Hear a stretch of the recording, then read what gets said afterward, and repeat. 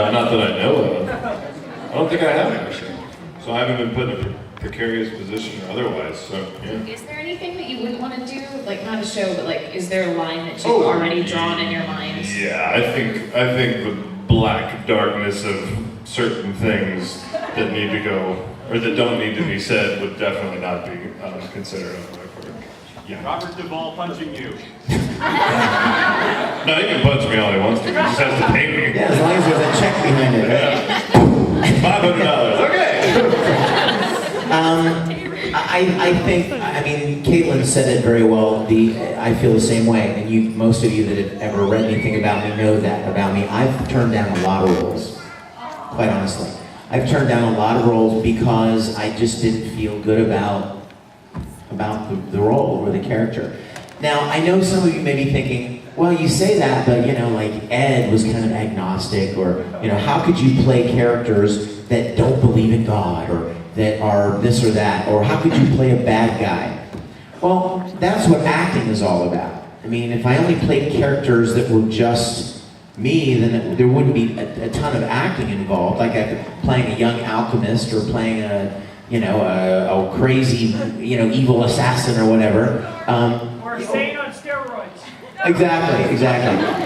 Or a big muscle-bound Saiyan, Super Saiyan. I'm an actor, so I play roles that are not me personally. But there are some things, the things that I've turned down have mostly been things that were gratuitous in their profanity, in their sexuality, in their violence, or pardon me if this doesn't come out right, glorification of darker, base things. You know what I mean? It's one thing for a bad guy to be bad and then get what's coming to him kind of thing, but for somebody to just be kind of gratuitously sexual or risque or profane. Even Kurt Weber, Full Metal Panic, a lot of you know that show. He was originally written to be much more profane. And I kind of made a case to the director for the fact that he didn't have to swear every third word to convey the personality of Kurt Weber. And the director's like, well, if you can sell me on that without the expletives, then we'll go that way. And I did, and so Kurt consequently didn't swear very much at all.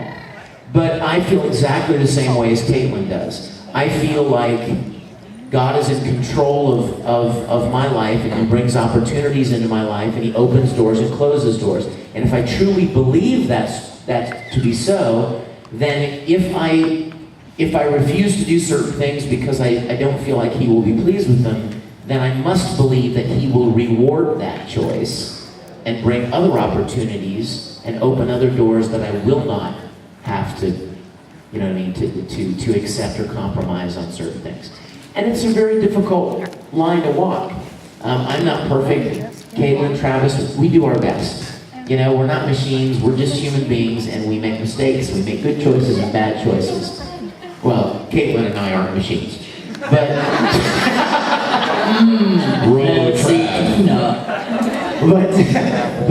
it's difficult. It's a difficult road to walk, but we do the best we can.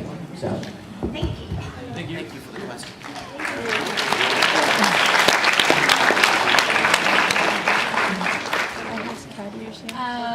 Travis, you should try Montfort. It's very addictive. And I would like to know from all three of you, if you were to walk into the host club for the sole purpose of using one of the hostess services, which one would you choose?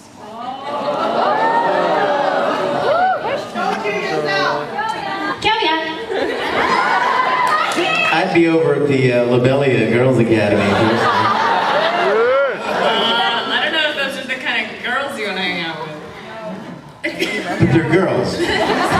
So they already have that going for them. Okay, fair enough.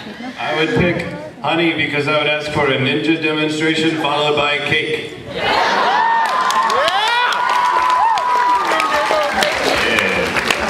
Thank you. Hello. I wanted to note to Travis right away that during Ouran, Maury was always my favorite. the amazing ability that none of the other host clubs seem to have is he knew how to shut the hell up. There you go! Well said.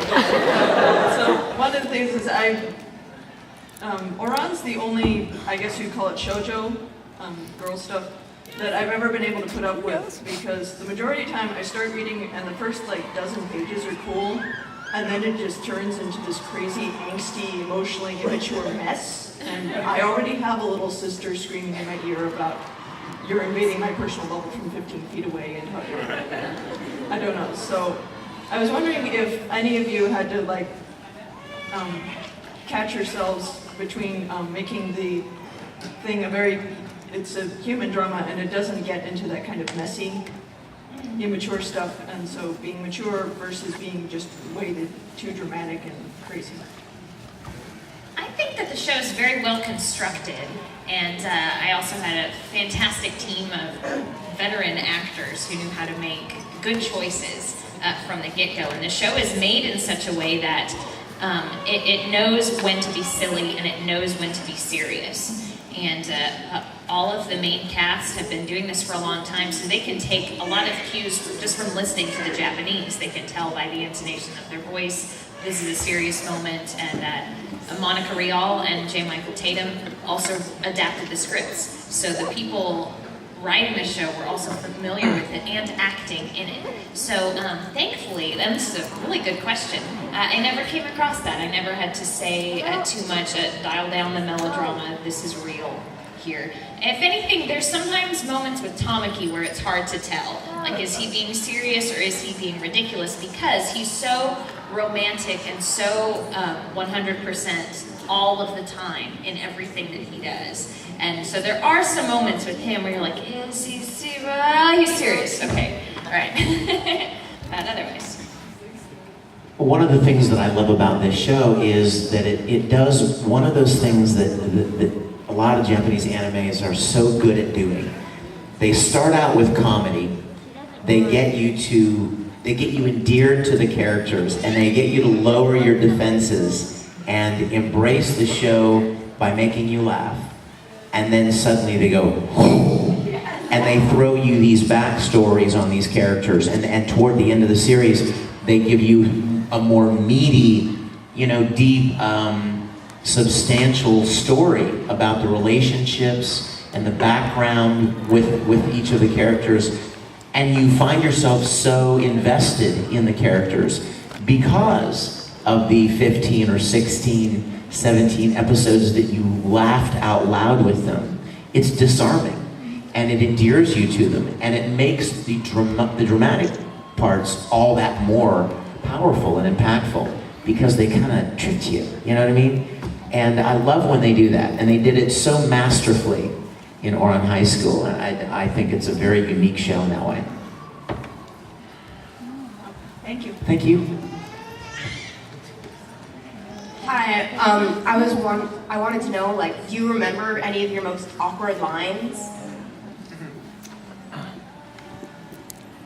And if you would share them, please. Thinking.